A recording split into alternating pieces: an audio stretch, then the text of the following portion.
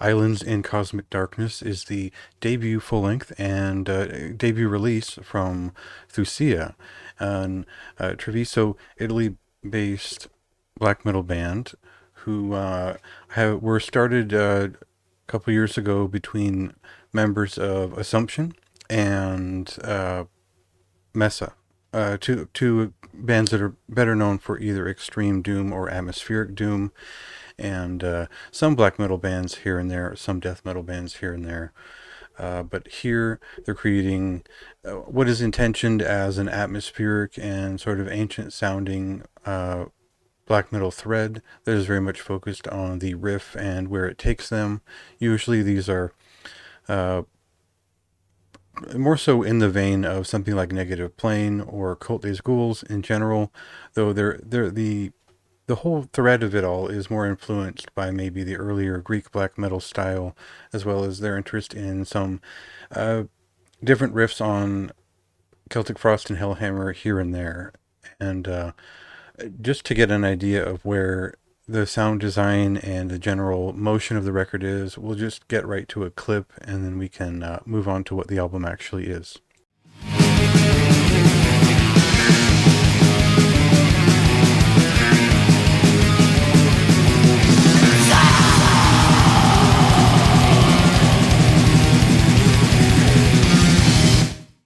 So the name Islands in Cosmic Darkness isn't necessarily a meaningless phrase.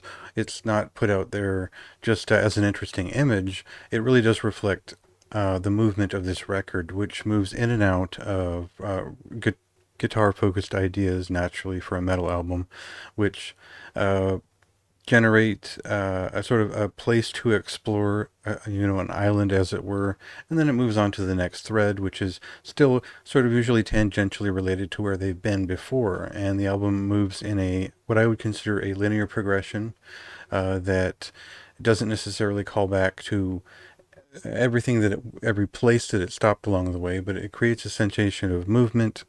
It's not a record to stand in place, and the only thing they can do to slow it down is to tie those guitar threads in knots. And I think that's the most interesting part of this record is that, yes, it will remind you of certain things. You'll definitely get some classic black metal feeling from some of it, and some more modern influences that you recognize right away from the sound design.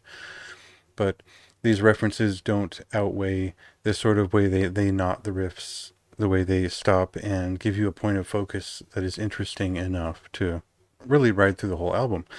If you're familiar with Nefasto's work in general and the way that he composes things, I think there is a thread of interest in progressive rock that informs this and some parts of Assumption. So those things are related, but they're obviously very separate in terms of this release and this band. This is a sound that I particularly like as a fan of more maybe things that were outside of the usual Scandinavian realm when I was first discovering black metal in the late '90s.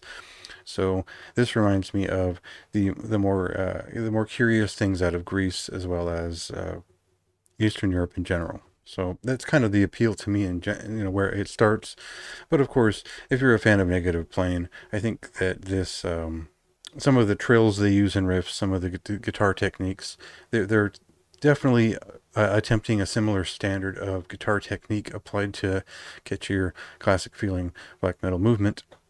And that's kind of the big appeal of this record is they get pretty close in a couple of songs. Now, I think just like the general right atmospheric touch guides the progress of this album, and I don't feel like they really hit any major hitches.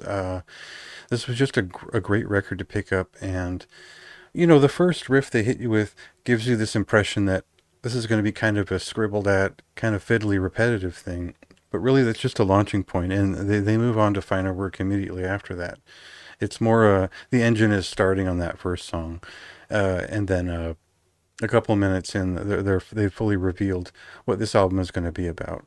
So it is, in a sense, the sort of record where one song gives you an idea of how the whole thing unfolds, but the nuances and the variety in there is pretty strong for my taste. So it is a high recommendation. I would say getting closer to I think that if this record had just a little bit more variation in pacing, and it is a kind of a rant by design, and there's a lot of knots along the way to slow it down.